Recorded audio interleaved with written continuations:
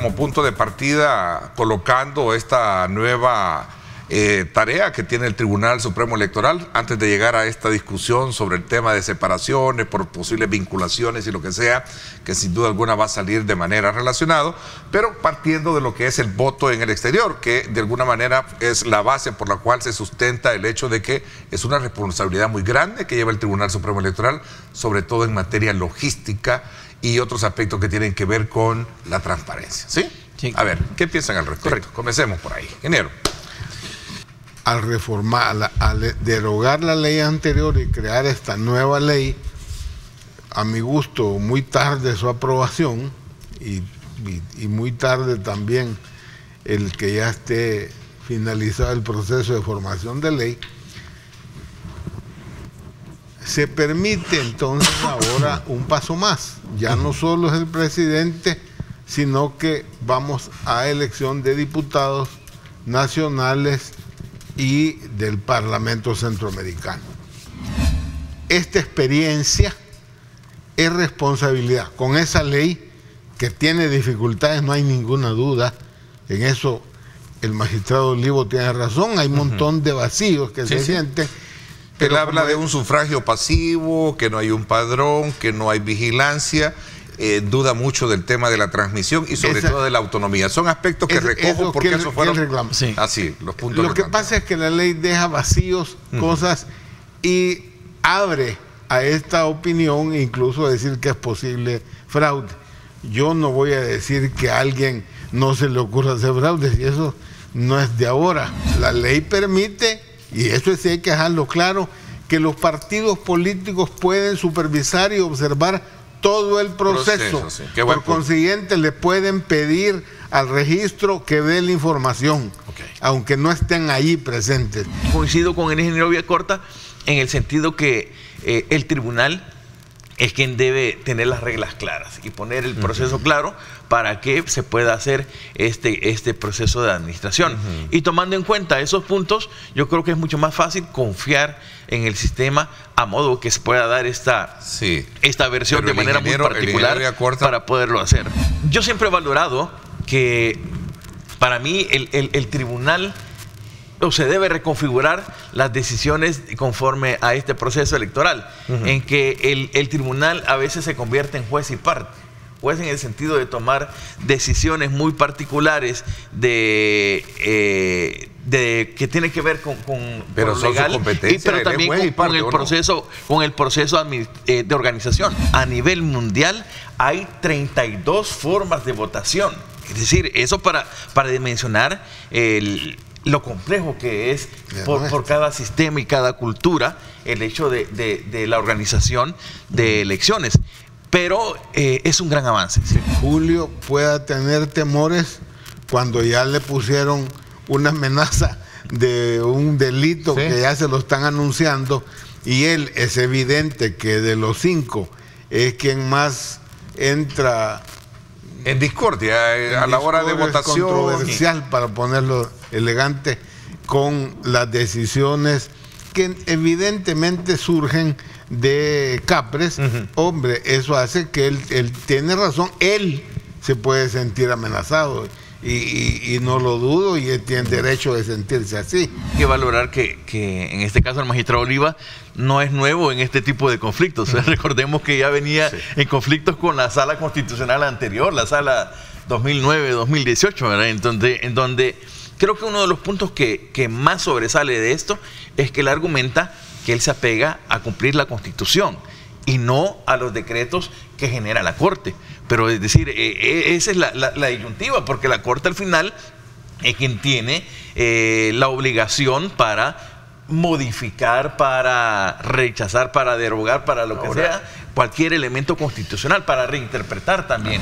Pero es que el temor a lo mejor ha de ser normal. Le hablaba, si yo propongo reformas para cambiar todos estos vacíos que yo veo en la ley del voto en el exterior, yo temo porque puede ser que se esté preparando en un momento algún decreto en la Asamblea Legislativa. Son palabras así, guías, no las de él, generales. Sí, pero puede ser que hasta me levante un juicio. Mira, hacer una cosa de esa me parece que sería dañar el proceso, pero principalmente a las aspiraciones del señor presidente de ser reelecto, cómo quedaría su reelección manchada con una acción de ese tipo. Creo que a nadie le conviene, a él, pero mucho menos a los ciudadanos, nos conviene que se ponga en desprestigio el árbitro que ha arbitrado todos los partidos que hasta ahora se han dado. Las resoluciones de la Sala de la Constitución son de fiel cumplimiento. Así es. Sí. ¿Y quién duda de eso? El que dude, perdónenme, y peor si es abogado, creo que comete un error. Así es. Claro, va a decir, es que esa corte es espuria. Es que ese no es el punto. En este momento, esa es la corte según el sistema en el que estamos ahora, me guste o no me guste, y la resolución ahí está. El mismo magistrado Oliva ha manifestado que las salas, la anterior, la de los 4 jinetes denominados de esa manera, tenían su agenda política. Entonces, pues, porque son seleccionados por los mismos partidos. O sea, nuestro sistema ha configurado de esa manera a que sean los mismos partidos quienes tengan su cuota de representación, en quienes algún momento pongan su agenda, pero es por la misma coyuntura que se maneja. Insisto, depende de las empresas que contraten para ambas tareas, en la empresa que audite todo este proceso.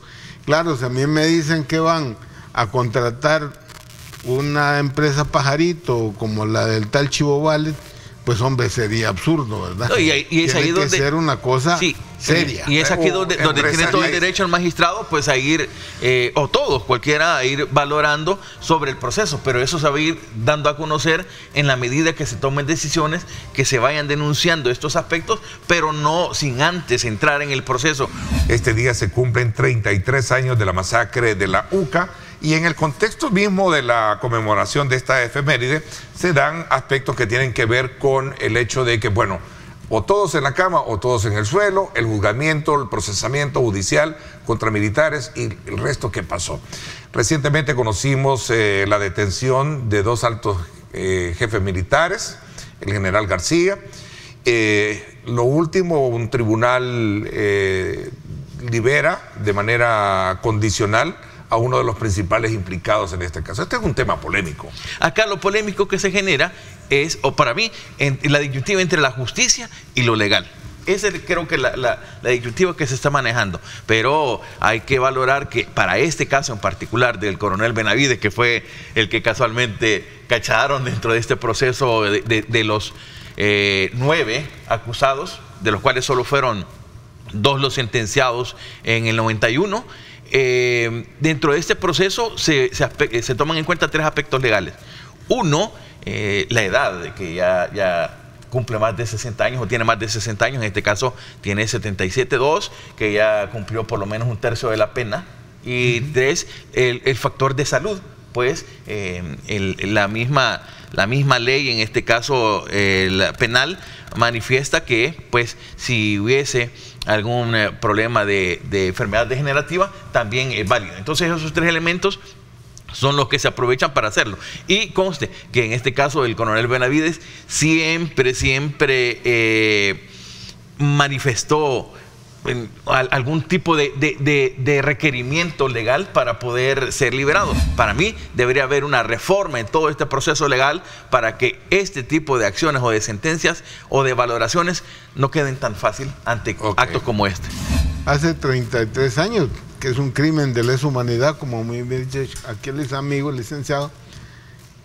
Pero no solo eso, fue la peor estupidez, casi diría imbecilidad, de los que tomaron esa decisión, porque eso contribuyó, perdónenme, a mi parecer, a la derrota de las Fuerzas Armadas.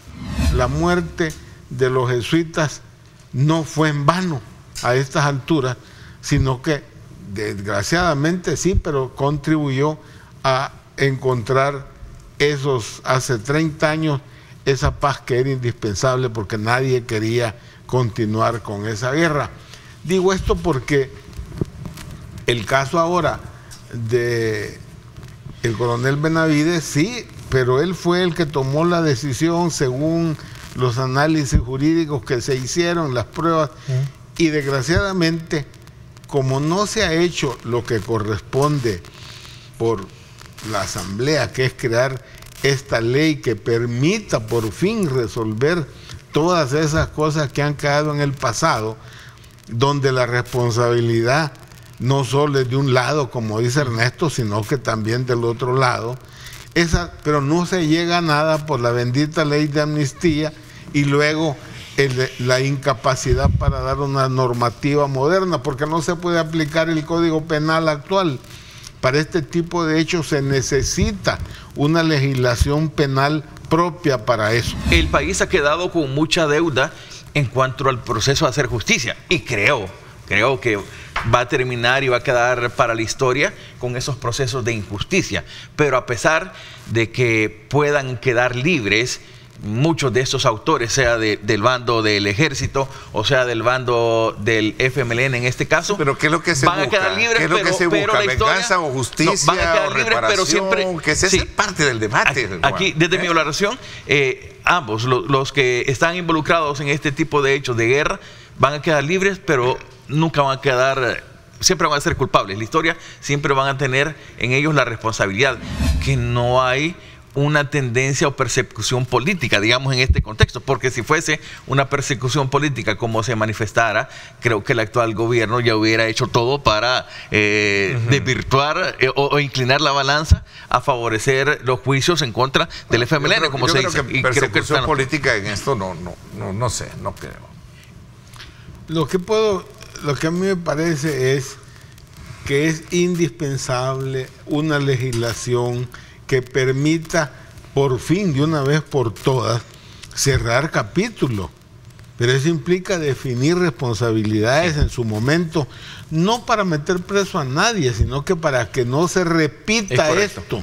¿Cómo lidiar entre lo que se puede considerar una crisis mundial en el tema de precios y sus repercusiones en los productos de la canasta básica y realmente lo que tenemos nosotros acá como producción local? Vamos a abrir un poquito el debate desde ese punto de vista. Vamos a ver. Comienzo contigo, Adalberto. Bueno, justamente yo creo que hay dos cosas, ¿no? Uno, el tema de precios que afecta a nivel internacional, pero que El Salvador ha sido fuertemente golpeado. El tema de inflación a nivel local, estamos hablando que anda por alrededor del 7.49%, pero en el rubro específico de alimentos se dispara y casi se duplica el 13.55%. Es decir, que esa inflación impacta a nivel nacional, pero está golpeando principalmente el tema de alimentación. Bueno, digamos que esas medidas no han impactado lo suficiente, porque estamos viendo justamente se ha duplicado la inflación en el tema de la canasta básica, pero además tenemos que prever esto, o sea que esto ya es cíclico, ¿no? Está pasando todos los años, el tema de la inflación está impactando, entonces ¿qué podemos hacer para enfrentar estas crisis futuras? Porque El Salvador es un país altamente dependiente de alimentos y con el impacto de las últimas tormentas y huracanes que hemos tenido, se ha afectado toda Centroamérica y nuestra principal importación de alimentos viene de la región. Entonces nos quedamos como un país altamente vulnerable y dependiente de lo que puede pasar en mercados internacionales y no hacemos nada por fomentar y mejorar la producción nacional. El Salvador, después de Panamá, es el segundo país en la región centroamericana con la inflación más baja, que es del 7.5, de acuerdo a la última actualización del Banco Central de Reserva. La más alta la tiene en este momento Nicaragua con 12.2%. Estamos viendo que los presupuestos históricamente no han sido suficientes para el tema de agricultura. Aparte, este año el tema inflación y el tema fenómenos naturales han afectado duramente. Justamente Julia afectó el área, en la zona oriental del país. Solo la zona oriental del país aporta a la producción nacional de maíz alrededor de 3.5 millones de quintales en cosecha de postrera, y justamente el huracán golpeó en el momento más vulnerable los cultivos, ¿no? Estimamos alrededor de por lo menos un 40% de daños y pérdidas en la zona oriental, que afecta a nivel nacional, y a eso se le suman otros factores, entregas tardías de los paquetes, etcétera. Entonces, de momento, nuestro modelo de desarrollo en tema alimentario es altamente vulnerable. Somos dependientes, importamos alrededor del 70-80% de hortalizas y frutas del resto de la región centroamericana, importamos alrededor del 40% de maíz, importamos frijol, y entonces cualquier cambio a nivel internacional nos va a golpear, ¿verdad? Somos altamente vulnerables. Importante analizar de mejor manera el sistema alimentario y poder enfrentarlo. La encuesta que sacó la UCA recientemente sobre el tema de la percepción de las opiniones con respecto a cómo está percibiendo la realidad de la población, creo que es un indicativo que las autoridades deben de tener en cuenta a la hora de formular políticas públicas. La encuesta lo que nos dice es que el principal problema que en este momento afecta a la población, un 65.3% lo afirma, dice que es la situación de carácter social y económica. Este no es un tema para politizarlo o partidarizarlo, más en un contexto de campaña que se avecina. Pero sin duda alguna que nos ponen las luces altas, se encienden los focos rojos para ver de qué manera se puede enfrentar esto. Es que hay una afectación directa, por un lado, del sistema alimentario a los productores, a nuestros pequeños productores de la economía familiar, agrícola, pero también hay una afectación directa al consumidor final. Las acciones que se estén impulsando en materia de verificación de precios es importante, pero yo sí creo que hay que generar otro marco de políticas públicas, porque ya vamos viendo desde febrero del 2021 a septiembre del 2022 que los precios siguen incrementándose y nada parece indicar de que los precios van a mejorar. Vamos a cerrar con precios altos y el próximo año vamos a continuar con precios altos. Para agosto de este año era que El Salvador iba a tener alrededor de 1 millón de personas en una situación crítica alimentaria, ¿verdad? Implica que estas personas tienen que tomar estrategias para sobrevivir, tienen menos dinero para acceder a comprar alimentos, entonces tienen que buscar estrategias, y esas estrategias van desde la reducción de tiempos de alimentos, de porciones, compra de alimentos menos saludables, digamos, que los que podrían comprarse sin esta inflación, y aparte de eso, se genera otros procesos, por ejemplo la migración. Hemos visto que se ha incrementado la migración en la zona rural específicamente, tanto interna como a nivel internacional, y eso lo que va a hacer es que va a debilitar aún más el campo. Está bien que la Defensoría del Consumidor esté verificando los precios, pero todavía nosotros no vemos que se esté tocando a quienes en realidad están especulando fuertemente con el tema de los precios de los alimentos. Creo que hay que tener más agresividad en ese sentido para poder enfrentar estos altos precios que tenemos, porque ¿quién no come tortilla? ¿Quién no come frijoles en este de acuerdo, país, todos, etcétera? Entonces, ahí hay que tomar medidas contundentes. Es importante que en el país exista un etiquetado de advertencia frontal de los alimentos. ¿Qué significa eso? Que el consumidor sepa saber si los productos que están consumiendo son altos en azúcar, son altos en sodio, etcétera. Por tanto, acá se necesita una ley de etiquetado frontal de alimentos. Invito al Ejecutivo, hago un llamado a la primera dama de la República y a los diputados de la Asamblea Legislativa para que se pueda promover una ley de este tipo que pueda contribuir con la salud de la población salvadoreña.